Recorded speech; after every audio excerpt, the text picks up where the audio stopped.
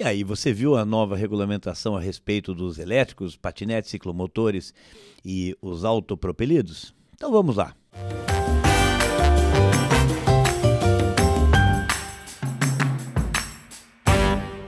Olá, mais um Transitando com Marcelo Araújo. E agora, no mês de julho, foi editada a Resolução 996 de 23 do Conselho Nacional de Trânsito, CONTRAN, a respeito dos elétricos. Quais elétricos? Aqueles que você tem as patinetes, as bicicletas elétricas e os ciclomotores. Então, o que nós temos de grande novidade aí? Antes, para que um veículo fosse considerado aquele equipamento de mobilidade individual autopropelido, popularmente as patinetes, né? Ele precisaria ter a dimensão máxima de largura de 70 centímetros e o comprimento máximo, ou seja, das extremidades, de 1,30 m.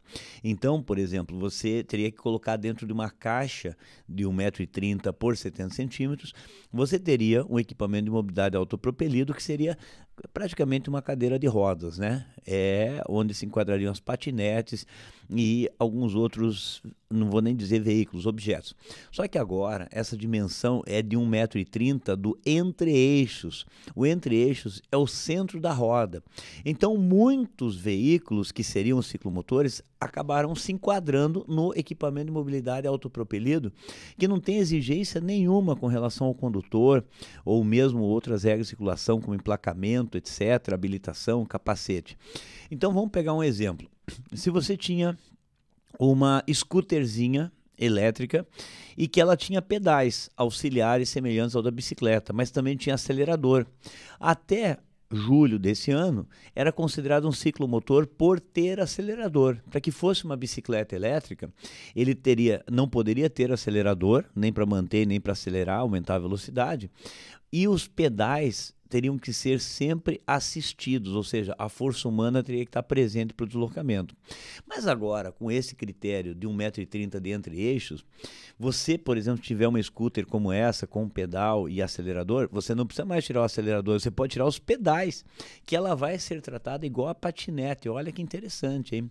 Se você tiver uma bicicleta, com configuração de estética de uma bicicleta comum, e ela tivesse acelerador também, você pode hoje, desde que o entre-eixos dela seja até 1,30 m, se você retirar os pedais, você também vai ter um equipamento de mobilidade autopropelido. Então acabou englobando muita coisa, vai gerar, na minha opinião, bastante confusão em relação à fiscalização, porque vai haver uma confusão do que é bicicleta elétrica, do que é patinete, e vou além até para complementar. Já que a gente fala tanto do patinete, né?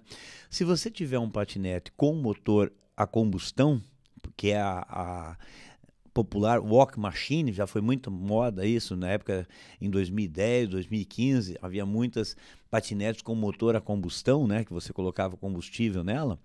E se você tiver uma patinete elétrica, a patinete com motor a combustão, ela será tratada como um ciclomotor. Ela precisa ter placa, licenciamento, registro. Você só pode conduzir com categoria A ou ACC, que é autorização para conduzir ciclomotores, capacete de moto, entre outras exigências. E se ela tiver um motor elétrico, ela é uma patinete que você não precisa de absolutamente nenhum desses requisitos. Eu vou além. A resolução permite também que nesse equipamento de mobilidade você transporte mais uma pessoa como passageira, desde que haja esse assento suplementar possibilitando isso. Então, de fato, aquelas scooters passam a ser tratadas como esse equipamento de mobilidade autopropelido. Então, a confusão vai ser bastante grande. Aquilo que tinha uma limitação de até 350 watts para as bicicletas elétricas pode chegar agora até 1.000 watts. A velocidade máxima, que seria de 20 km por hora, pode chegar a 32. Olha que engraçado, né? Mas por que não 30 ou 35, já que no Brasil as frações são de 5 ou de 10, né, no velocímetro? É porque a resolução copiou o modelo americano em milhas. 20 milhas são 32 km por hora. Olha que estranho, né? E se for uma bicicleta elétrica de competição, ela pode chegar até 45 km por hora. E como que você vai saber que é uma bicicleta de competição ou de uso esportivo? Uma mountain bike, por exemplo, uma bicicleta speed, será que ela é de competição? Não é? Lembrando que você só tem competições com o modelo de mountain bike elétrica. Modelo Speed, você não tem esse tipo de competição e ela tem muito mais um apelo esportivo. Então, já deu para perceber que o assunto é polêmico, né? Voltaremos a esse assunto em outras oportunidades, mas fica aí o alerta, né? Principalmente com relação à fiscalização e o consumidor que vai adquirir esse produto que melhora a mobilidade, sem dúvida nenhuma, economia, etc., mas que é necessário o conhecimento a respeito das regras. Até o próximo Transitando com Marcelo Araújo.